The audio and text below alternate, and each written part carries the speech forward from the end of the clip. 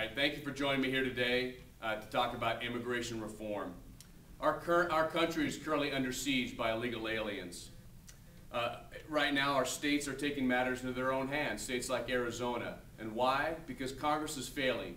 There is no legislative plan for action. Our administration is failing. They are not doing anything to defend our borders. Experts in immigration law are fighting to keep illegal aliens here.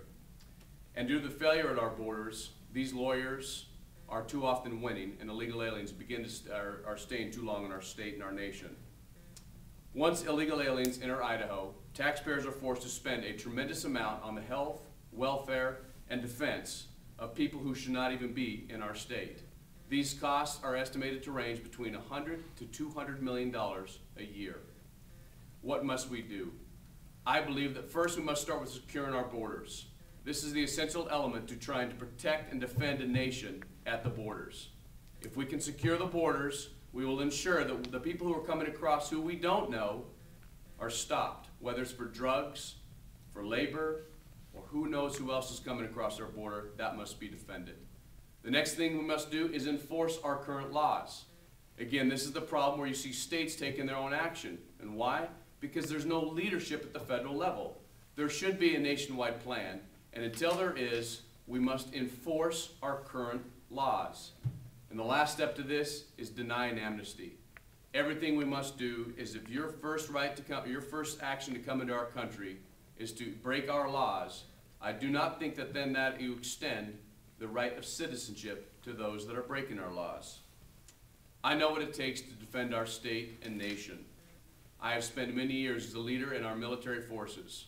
I will take these skills and these experiences and lead the way in Congress to push for real immigration reform. And that's really the extent of the comments we wanted to make. So if there's a chance to take questions. Yeah, Vaughn, that figure of $100 to $2 million yearly. 100 to 200 million. 200 million. That's in the state? Yes, annually in this state alone. And the University of Idaho has one. Go ahead. It's fair, Mike, and I'll get you that statistic. Yeah, what's the source of that figure? It's an immigration reform committee, and they have a website, and I'll forward you that information. Okay. So. And then about the Arizona law, what would you seek to establish that same kind of similar type of law in Idaho, and how would you be able to do that? Well, first of all, it's a states' rights issue when it comes to what's going on inside of Arizona.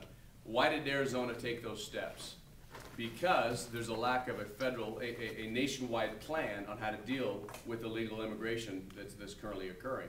So states like Arizona, who are on their border fighting this, they've taken those matters into their own hands. And I agree that states, in lieu of a nationwide plan, are going to do that, and they should do that.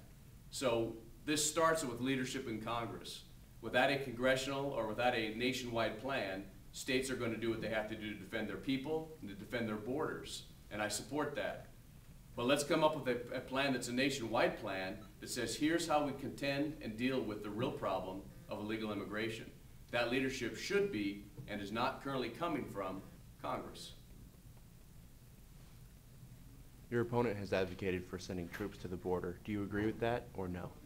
You know, right now I think that you have to take the first. That's a little further down the road if we need to do that. Mm-hmm. Let's take the first steps. Let's get to securing our borders and enforcing our current laws. Before we look at trying to send troops or to redirect our military's forces down to the border, let's see what happens by strengthening our border. President Obama was withdrawing Border Patrol agents off the border last year. That's the wrong direction. That doesn't tell me that you're trying to strengthen your borders. Let's first try to, with the forces we already have, with the Border Patrol and the current the resources we have, let's do that, enforce current laws, see what happens. I mean, I think that should be the first step. Then look further down the road. Do we still have an acute problem? Is this not being addressed? That may become a future issue, but I'm not willing today to redirect military forces down to the border until it becomes that you've shown me we've taken every step we can with current resources without redirecting DoD assets for national security reasons. You're talking about how, I guess, the the best approach is a federal policy. But would you support Idaho adopting a law like the one Arizona adopted?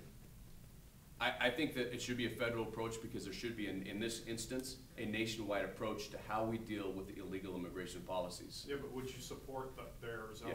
Yeah. In lieu of a nation, in lieu of Congress taking leadership in this and the president, absolutely. And how would you define the difference between your policy and Representative Labrador's? I'm not going to qualify his positions on this. I've been talking about this for over a year. My position is and has always remained the same. I think when Idahoans, if they'll elect me to Congress, they'll find consistency in my message and how I discuss this problem. I've been talking about it for over a year. I have not changed, and I think that's what they'll be able to bank on, is that what Vaughn says he does, and he's not changed his message. And what are you going to do differently from Representative Labrador? Again, I'm telling you what my plan is. I don't know what his plan is. I know that he has changed a little bit of his position several times, and there's inconsistencies in his message that have occurred over the years. I think what you get with me on this plan is a consistent message of securing our borders, enforcing our current laws, and denying amnesty. And that's where I've stood, and that's where I'll stay.